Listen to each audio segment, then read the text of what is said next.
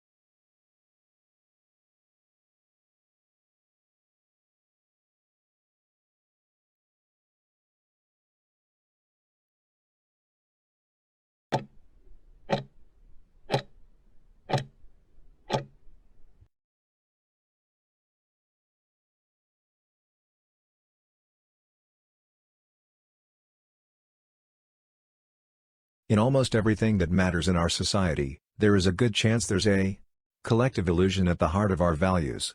Collective illusion is a situation where most people in a group go along with an idea that they don't actually agree with, simply because they incorrectly believe that most people in the group agree with it. Why we're so afraid to deviate from our groups is an evolutionary holdover, where it is in fact dangerous to be ostracized from the group. For as important as conformity is to us as human beings, it turns out we're actually not terribly good at estimating group consensus. Your brain assumes that the loudest voice is repeated. The most often are the majority. And so, we can get duped by a vocal fringe into believing that that is the majority. And as soon as that happens, our conformity bias can be weaponized into leading us to adopt beliefs that the majority never actually held. And as a result, we get these collective illusions that become reality.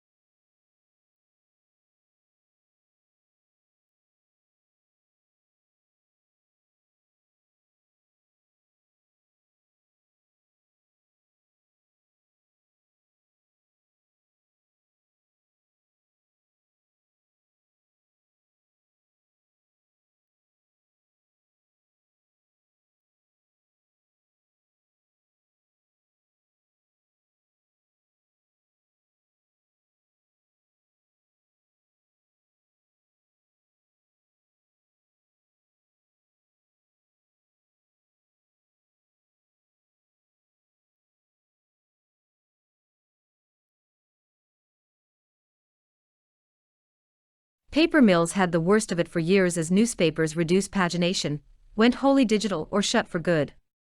The papers were able to hammer down the cost of newsprint from firms fighting for business as demand declined. Price-taking paper mills suffered in silence. Many hesitated to shut massive machines costing hundreds of millions of dollars. That hesitance has disappeared. Mills are taking out newsprint capacity and diversifying. Norsk Skog, a Norwegian pulp and paper firm, said in June it would close its 66-year-old Tasman mill in New Zealand, for example. Many mills are converting machines to make packaging for e-commerce. UPM, a Finnish firm, announced this year the sale of its Shotton newsprint mill in Wales to a Turkish maker of containerboard and packaging. For JCS Volga, a Russian mill, newsprint used to account for 70% of production. Now half of what it makes is packaging.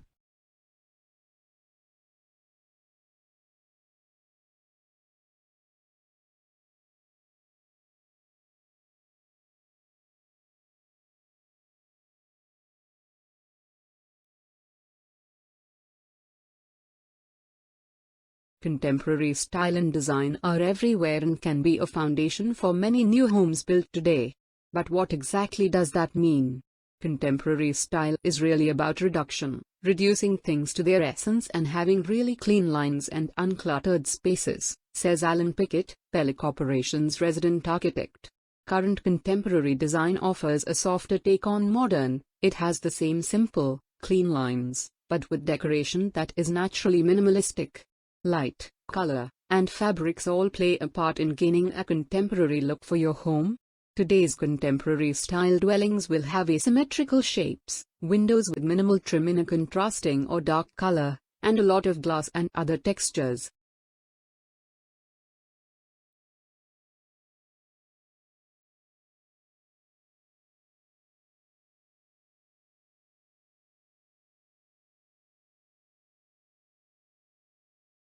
Okay, see. The thing is that I've had a look at the peer reviews about the funding application, which you suggested that I do. But what I found is that several reviewers are saying that there isn't actually sufficient focus on my topic. I think that is actually the case. But I remember that the 3 is based on things that have already been done, and the fact that it's just one of a number of factors. And these affect health and safety. I think areas around stress, they cover up much more ground.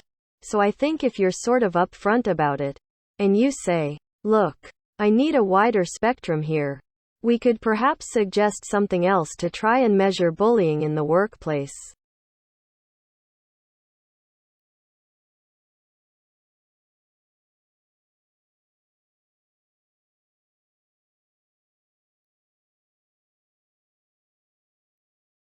Women in Northern Ireland, although they are British citizens, cannot get an abortion. A mother has recently been on trial for obtaining abortion pills for her daughter.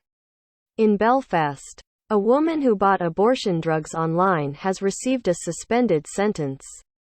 Women who abort still face criminal charges and a possible prison sentence in Northern Ireland. While in England, Scotland and Wales abortion can be carried out legally up to the 24th week of pregnancy. This law has never been enacted in Northern Ireland.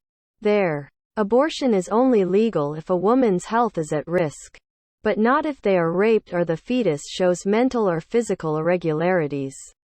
In the past, Northern Irish women have been travelling to other parts of the UK in order to get an abortion. However, this can be expensive because the British National Health Service does not pay for Northern Irish residents. Poor women who can't afford to pay up to $3,000 buy abortion pills on the internet.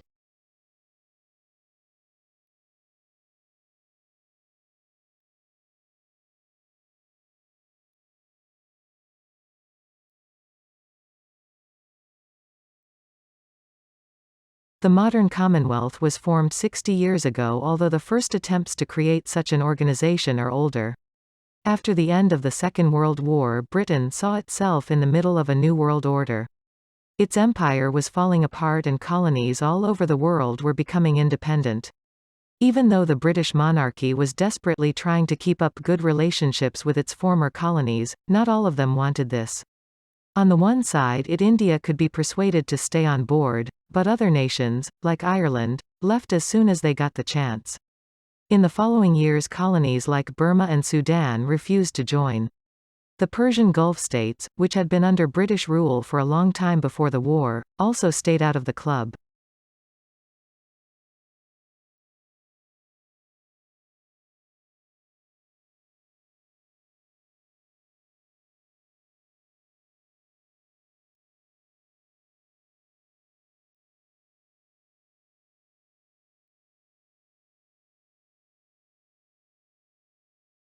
People, animals, plants, and fungi all get diseases. Pathogens cause them. Pathogens are things such as bacteria and viruses. They enter living things and cause them to get sick and sometimes to die. But living things have defenses against pathogens. These defenses are found in their immune systems. There are two types of immune systems, innate and adaptive. First, let's examine the innate immune system. An innate immune system in a living thing is always active. It is an organism's first line of defense against diseases. Let's think about humans. The skin is our first defense. How well it prevents many things from entering the body. Also, the mucus in the nose prevents airborne foreign bodies, many of which are harmful, from entering the body. What else? There were defenses in the body as well. For instance, both the stomach and intestines produce acids. Some of them are able to remove pathogens from the food we eat.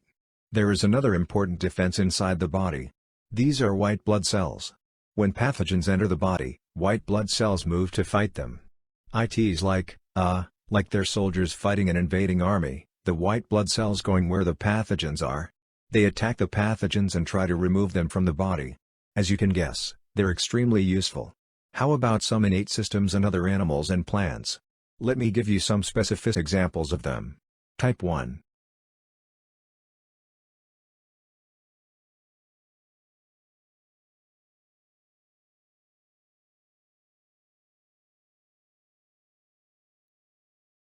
Testing one's drinking water can be intimidating to a household well owner, but it can be easy if you know a few basic steps, says the National Groundwater Association, NGWA. If you are concerned about your well water, these 3 steps can help get owners the appropriate tests for contaminants that might present a health risk, or create taste, odor, or appearance problems. 1. Determine what you should test for in your water. 2. Obtain a reliable water test. 3. Get an interpretation of your test results so you can take any appropriate action. NGWA recommends that well owners test annually for bacteria, nitrate, and anything of local concern, for instance, naturally occurring hazards, such as arsenic, or man-made, such as chemical or heavy metals from industrial or waste sites. Most county health departments do some water testing, and many well owners are within a reasonable distance of a drinking water testing lab. Both are good places to start in finding out whether there might be a local issue.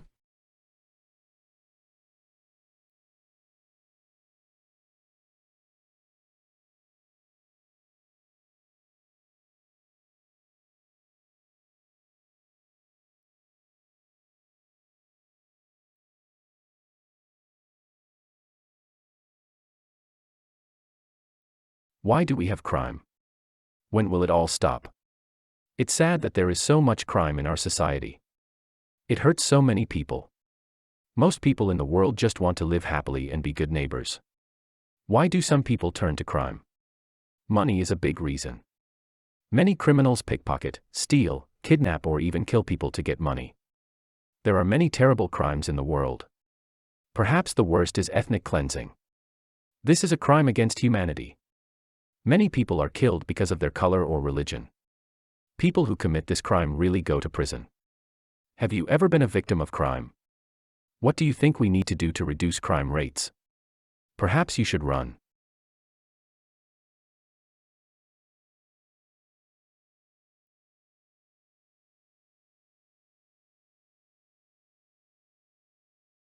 When parents are asked how they handle their very unruly children, most will admit that they are likely to use physical forms of punishment. This is not to say that a parent generally hits their child each and every time they are bad.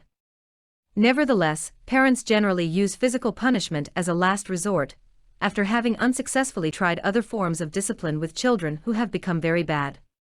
Those who believe in physical punishment, however, are unaware of the fact that it does not lead to better children.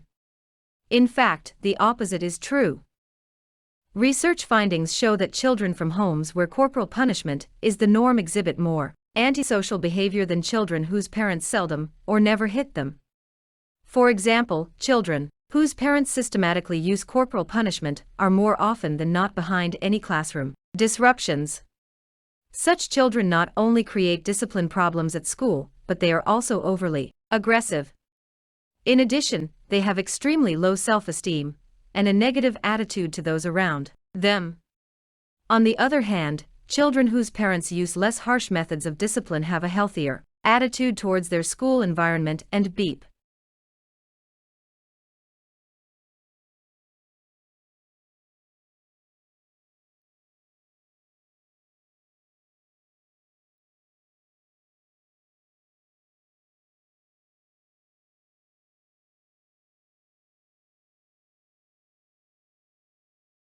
If you woke up this morning and the newspaper headline screamed meteor headed for Earth, you'd probably think, that's not good. And you'd be right. But sometimes a little cosmic bombardment can be just what the doctor ordered. In a study published online in the journal Nature Geoscience, researchers in Sweden say that 470 million years ago, meteor showers might have boosted our biodiversity. The scientists were studying rocks from China and Scandinavia. And they were looking for two things. First, they were counting the number of different clam-like species they could find. Second, they were searching for chemicals that were carried here by meteorites, extraterrestrial chromite, stuff like that. They found that a huge burst of diversification coincides exactly with the time when meteors a mile wide were raining down on the planet. But wait. Didn't an asteroid wipe out the dinosaurs? Well, yes, but without all those earlier impacts promoting diversity, maybe there wouldn't have been any dinosaurs in the first place. And if a meteor hadn't then slammed the dinos, mammals like us might never have made the scene. So when it comes to space rocks, one man's ceiling is another man's flora and fauna.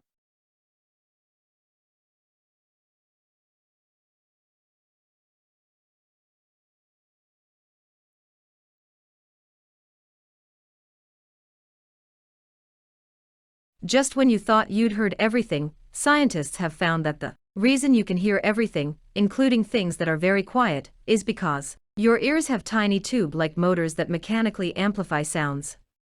You've probably heard that it's the hair cells in your ears that allow you to hear. These cells sport tufts of spiky hairs that are like little molecular mohawks. When sound waves enter the ear, these hairs vibrate, and that motion then gets translated into electrical and message that tells your brain that there's something worth listening to. But the movement of those hairs is not passive, like tall grass swaying in the breeze. The electrical signals they produce feedback on the system, causing the hairs to tilt even more. It's that so-called flexoelectric effect that boosts the audio signal and amplifies the sound, findings published in the April 22 issue of the journal Public Library of Science 1. The scientists behind the study also note that the length of the hairs in different species explains why animals like bats can detect such high-frequency sounds. It doesn't, however, explain why your kids can hear their cell phones vibrate 2 rooms away, yet they never seem to hear a word you say.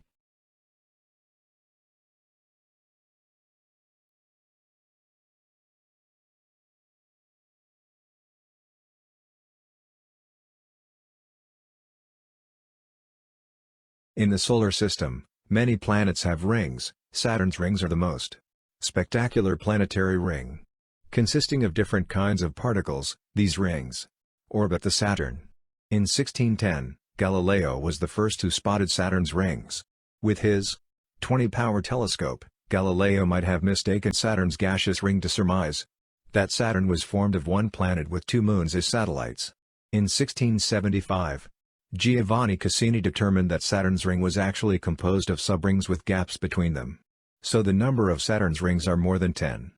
Other planets like Venus, Jupiter, Neptune, Uranus also have rings but not as many as Saturn. Finally, Scientists conducted that these rings are formed as a result of gravitational field.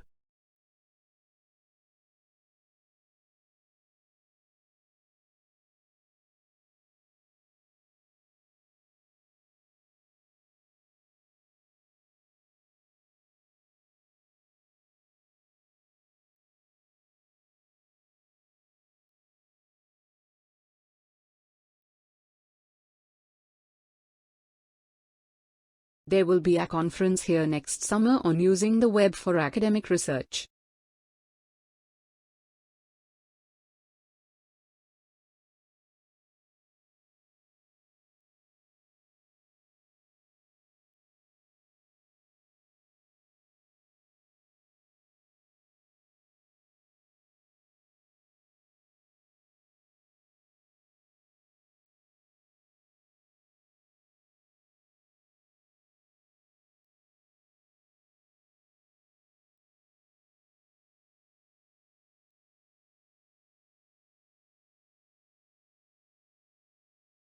Evidence suggests that the human brain changes shape in response to the way it is used.